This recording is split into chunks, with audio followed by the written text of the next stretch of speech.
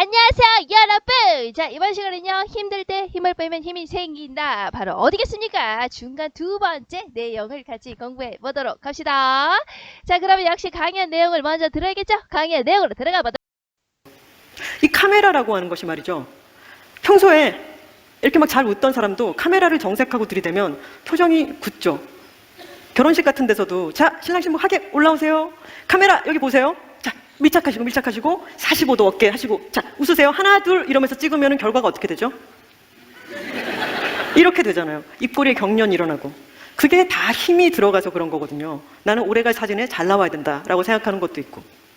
근데 우리나라 사람들은 이 카메라를 굉장히 의식하며 살아가는 경향이 있어요. 바로 남의 눈이라고 하는 카메라입니다. 좁은 땅덩어리에 사람이 너무 많이 살아서 그런지 모르겠지만 남들이 나를 어떻게 생각할까? 남의 눈에 내가 어떻게 보일까? 뒤처지게 보이진 않을까? 이런 식의 신경을 굉장히 많이 쓰고 살아가는 문화권이에요, 우리나라는. 제가 이런 얘기를 들었습니다. 어떤 회사의 사택에 사는 사람의 이야기였는데요. 그 사택은 회사에서 보너스가 나오면은 그 사택 앞에 놓여있는 차가 착착착 바뀐대요. 소형에서 중형으로, 중형 몰던 사람은 대형으로, 이렇게. 누가 한 사람 차를 바꾸면 그 회사에 같이 다니고 있는 직급이 비슷한 사람이 봤을 때 제가 지금 중형차로 차를 바꿨어? 내가 중형차를 몰 때가 됐나? 내가 같은 직급인데 저 녀석보다 뒤떨어지게 보이면 안 되겠다. 뒤처지게 보이면 안 되겠다. 그럼 나도 차를 바꿔야지. 이런 식의 연쇄 반응이 일어난다는 거죠. 그런데 그 욕망이라고 하는 게 차를 바꿔야 되겠다는 욕망이라는 게 꼭 본인 스스로만의 것은 아닌 것 같죠.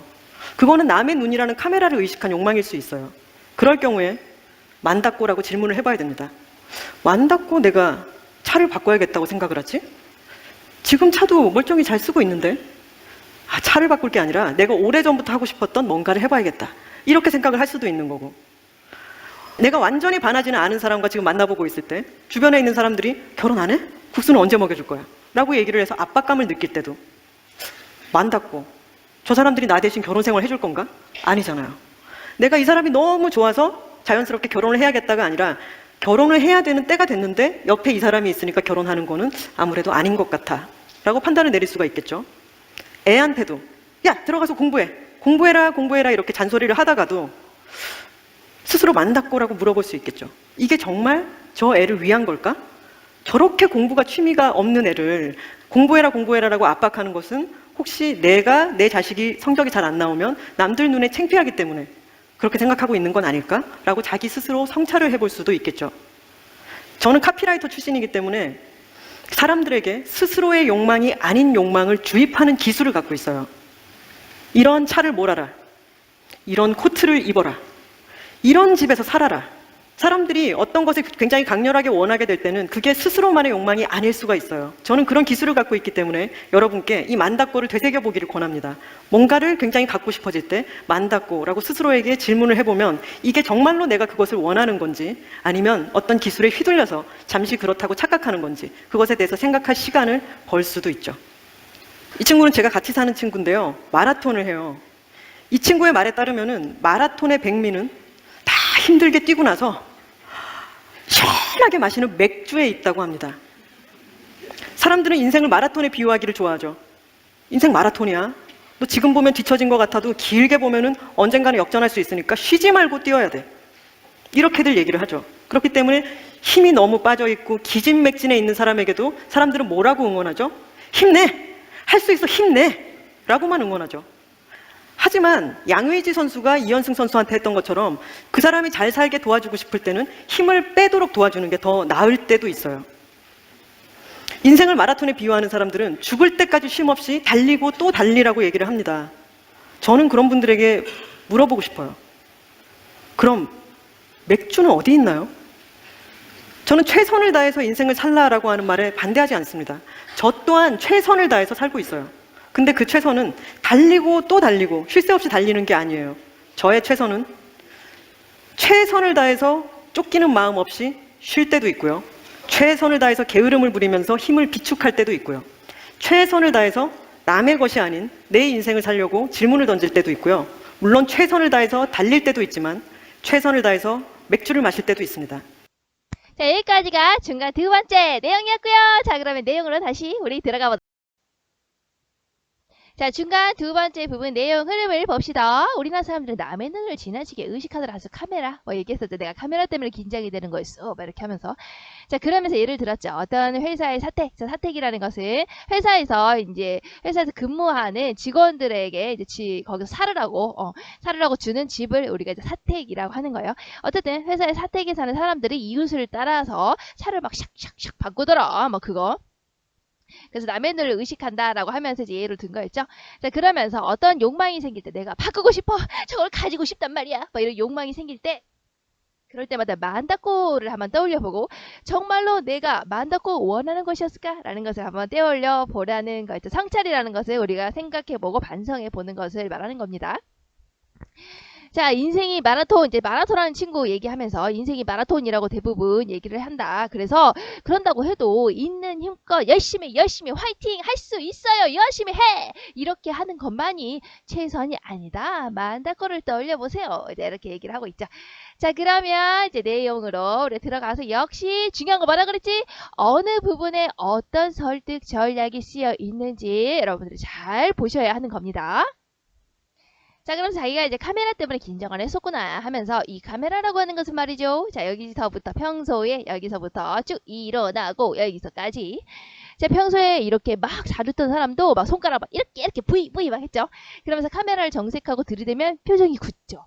결혼식 같은 데서도 하면서 이제 결혼식 같은 데서 가본 적 있지 않아요? 막 이런 식으로 이제 얘기를 하고 있죠. 그러면서 신랑 신부 하기 올라오세요. 카메라 여기 보세요. 밀착하시고 45도 어깨 하시고 웃으세요. 하나 둘 이러면 결과가 어떻게 되죠? 하면서 이제 이상하게 어색하게 웃는 모습 나오죠. 이렇게 어색하게 이렇게 웃는 모습 얼굴을 이렇게 있고 입 이렇게 갖고 어색하게 이렇게 막 이렇게 이렇게 나 잘 그리지 않니? 이렇게 어색하게 웃는 모습 이렇게 된다고 하면서 표현을 하니까 사람들이 어떠니 다 막 하하하하 이렇게 막 웃었죠. 자, 이 부분을 봤을 때 역시 청중의 웃음을 건드렸죠. 왜 웃었지 청중이? 아, 맞아. 나도 결혼식 가서 저렇게 어색하게 웃어본 적이 있는데 이런 게 생각이 난 거야. 그러니까 이 부분에서는요. 누구나 한 번쯤 겪어보았을 것 같다라는 것을 얘기하면서 공감대를 형성했기 때문에 맞아 나도 저런 적이 있지 이러면서 웃게 된 거죠. 그래서 이 부분은 바로 이제 감성적 설득 전략이 쓰여서 공감대라는 감성을 자극했으니까요. 그러니까 여러분들은 사실 이제 어리니까 결혼식 가서 하객에 참석하고 막 이런 경험이 익숙하지가 않잖아요. 그러니까 여러분들 같은 경우 이렇게 생각을 하면 되죠. 여러분들은 혼자서 셀카 찍을 때 친구들하고 찍을 땐 잘 찍죠. 막 여러분 잘 찍던데 그런데 여러분 어때요? 나중에 이제 그 졸업 사진 찍을 때 여러분들 보면 다 어때요? 이렇게 웃죠? 다 이렇게 웃잖아. 헤헤헤 이렇게 여러분 세상 어색하게 웃죠. 그럼 여러분 나중에 어떻게 해요? 그거 막 다 찢어버리고 싶죠?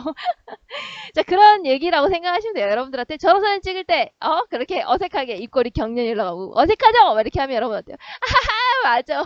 나도 그런 적이 있는데 이렇게 생각을 하게 되죠. 자, 그런 공감대라고 생각하시면 돼요. 자, 그러면서 이제 우리나라 사람들은 카메라를 굉장히 의식하며 사는 경향이 있어요. 바로 그 카메라는요. 바로 남의 눈이라고 하는 카메라입니다. 그러니까 남의 눈을 상당히 의식한다는 거예요. 그래서 좁은 땅덩어리에 사람이 너무 많이 살아서 그런지 모르겠지만 남들 나를 어떻게 생각할까? 남들 눈에 내가 어떻게 보일까? 뒤처지게 보이지는 않을까? 이런 식의 신경을 굉장히 많이 쓰고 살아가는 문화권이에요. 우리나라는. 그러니까 우리나라는 굉장히 남의 눈을 굉장히 많이 신경을 쓰더라. 이제 그런 얘기가 있죠.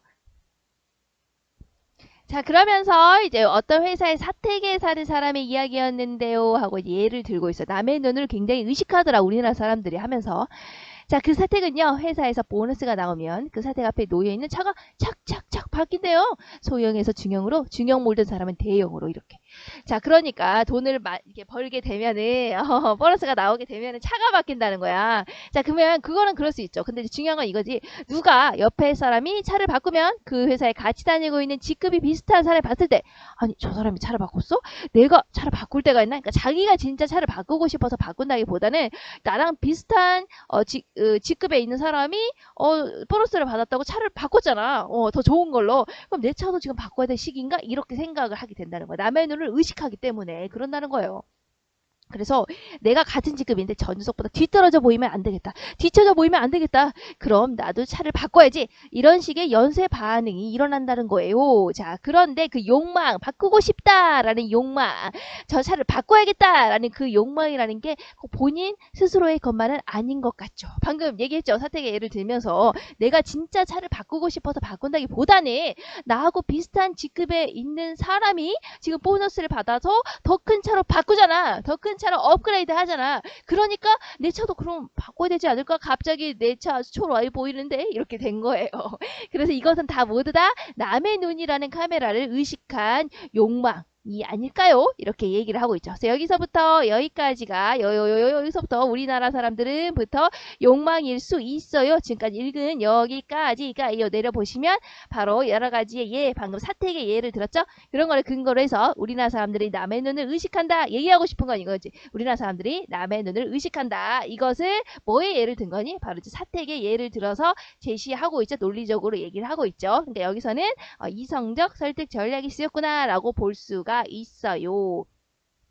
여러분들도 이제 뭐 이거 사택 뭐 이런 거 잘 와닿지 않으면 이렇게 생각하시면 되죠. 여러분들이 지금 뭐 예를 들어서 내 핸드폰 괜찮아요. 안 바꿔도 돼요. 근데 지금 옆반에 나랑 굉장히 친한 친구가 어느 날 만났는데 얘 핸드폰이 업그레이드가 됐어. 최신형이야. 오호이.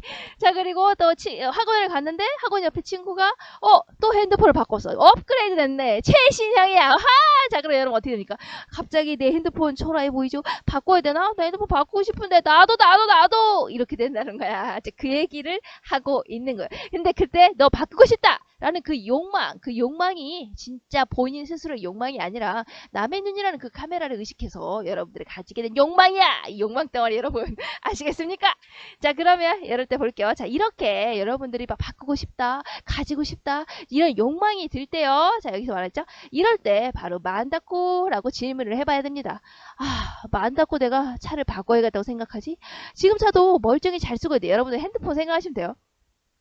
차를 바꿀 게 아니라 차라리 내가 오래전부터 하고 싶었던 뭔가를 해봐야겠다 이렇게 생각을 할 수도 있는 거고, 내가 완전히 반하지 않은 사람과 지금 만나고 있을 때, 이거는 이제 나이 들면 이제 대부분 그렇죠. 이제 완전히 막 엄청 좋아하진 않지만 결혼을 해야 되고 뭐 이럴 때 만나고 그런 사람이랑 사귀고 있을 때 주변 사람들이 이제 막 물어보지, 막 사귀고는 있으니까 결혼 안 해? 국수는 언제 먹여줘? 이렇게 얘기를 할 때 압박감을 느낄 때도 마음 닫고 저 사람이 나 대신 결혼 생활을 해줄 건가? 아니잖아요. 그쵸? 그러니까 여러분들께 이게 마음 닫고라는 질문을 지금 뭐라는 거야? 내가 지금 이 욕망에 빠져 있을 때, 아니면은 내가 뭔가 고민이 되는 이런 순간에 바로 마음 닫고라는 질문을 던져서 다시 한번 자기 마음의 질문을 던져보라 라는 얘기예요. 자, 그래서 이제 뭐 내가 이 사람이 너무 좋아서 자연스럽게 결혼을 해야겠다가 아니고, 결혼을 해야 될 때 결혼을 해야 되는데 옆에 이 사람이 있고 난 이 사람 사귀고 있으니까 결혼을 한다. 뭐 이거는 이제 아닌 것 같다라고 스스로 판단을 내릴 수가 있다는 거예요. 이거 어떻게 만다꾸라는 질문을 던져보면서 스스로에 대해서 계속 생각을 해다 보면 해답이 나오게 된다는 거예요. 또 그리고 이제 이런 예도 들었죠? 자, 뭐 예를 들어서 애한테 야, 들어가서 공부해라고 이렇게 잔소리를 하다가도 이제 어머니가 이렇게 생각할 수도 있는 거죠. 만다꾸 역시 질문해볼 수 있는 거죠.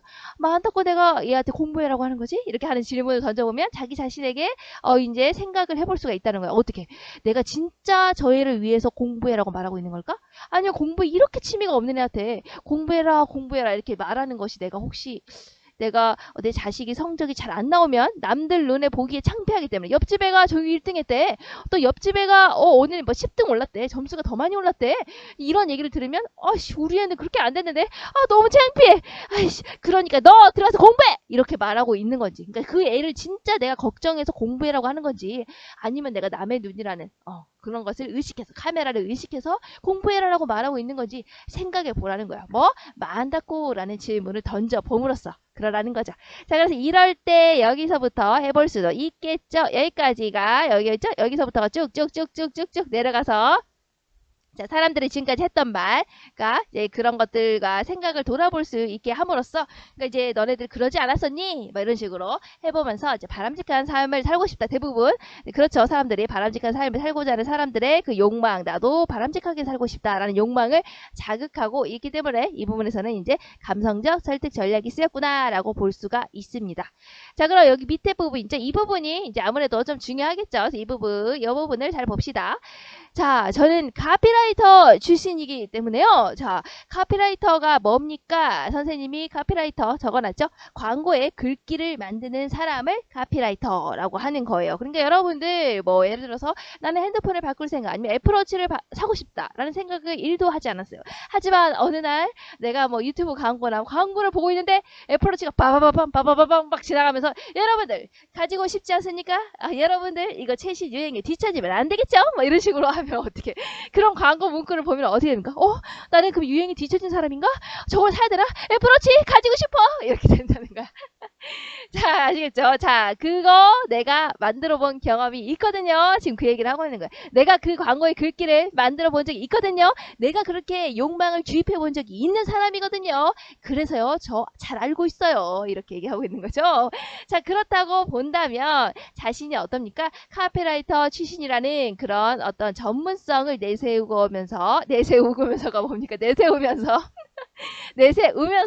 지금 네가 가지고 있는 그 욕망이 진짜 네가 원해서 가지고 있는 욕망이 아닐 수도 있다. 그거 주입된 걸 수도 있다.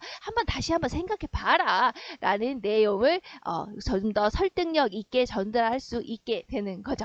자, 그렇다고 본다면 여기서는 카피라이터 출신이라고 하는 직업적인 전문성을 내세워서 얘기하고 있으니까 바로 인성적 설득 전략이 쓰였구나 라고 볼 수가 있는 겁니다.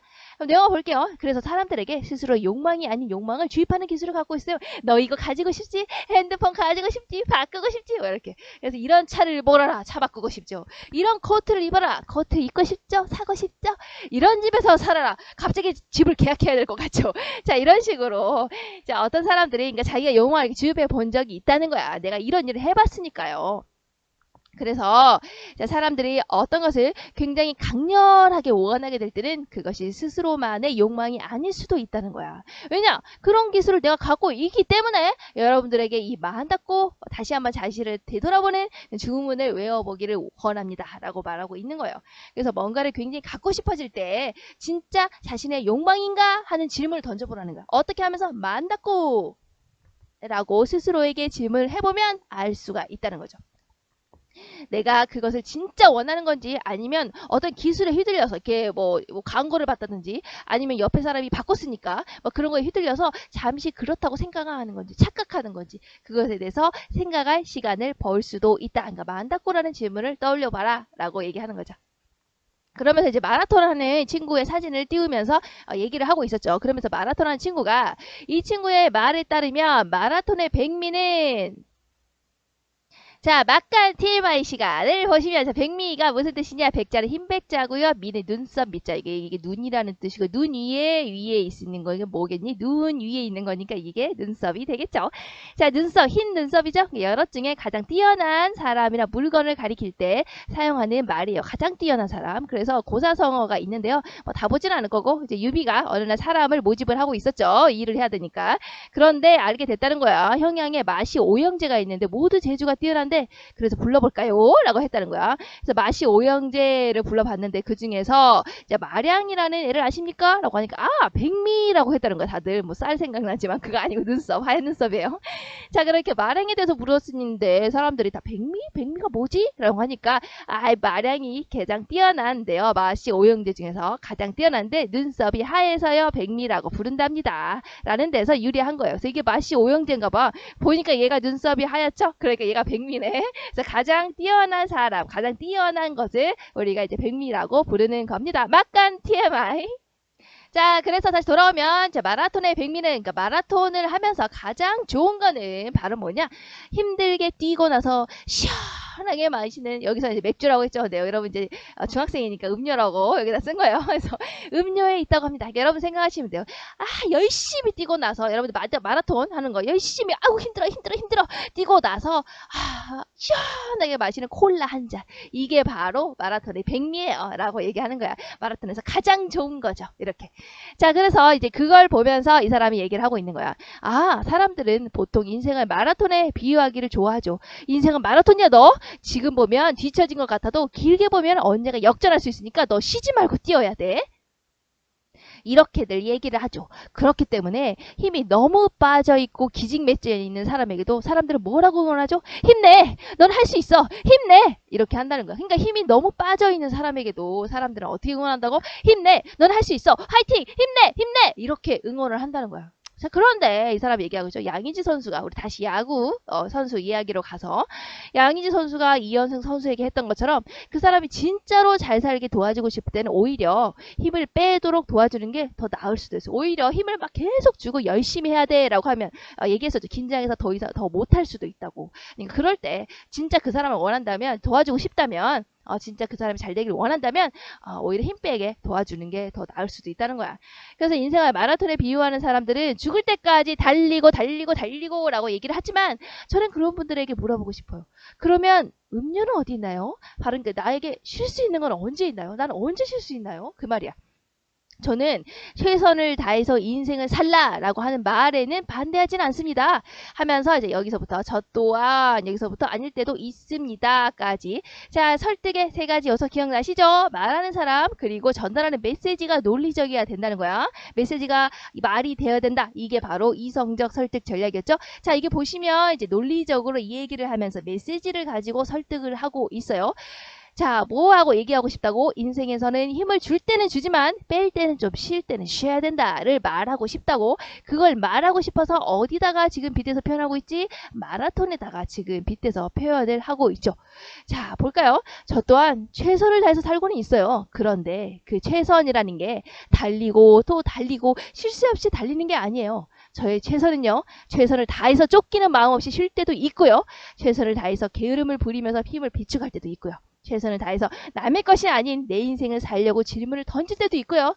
물론 최선을 다해서 달릴 때도 있지만, 열심히 할 때도 있지만요. 최선을 다해서 음료를 마실 때도 있습니다. 최선을 다해서 쉴 때도 있다고요. 자, 그 얘기를 하고 있는 거죠. 자, 그래서 여기서 말하고 싶은 건 뭡니까? 결국에 마라톤에 비슷했지만 최선을 다해서 달릴 때도 있지만 음료를 마시면서 쉴 때도 있다. 그게 바로 이 사람이 얘기하고 싶은 거죠. 힘을 줄 땐 주지만 힘을 뺄 때는 빼야 한다. 자, 이것을 마라톤에 빗대서 아주 논리적으로 얘기를 하고 있죠. 여기서는 이성적 설득 전략이 쓰였다라고 볼 수가 있어요. 자, 그러면 중간 부분의 글의 구성을 볼까요? 중간 부분은 다른 사람을 의식하지 말고 자기가 정말로 원하는 인생을 살아야 된다라는 게 내용이었습니다.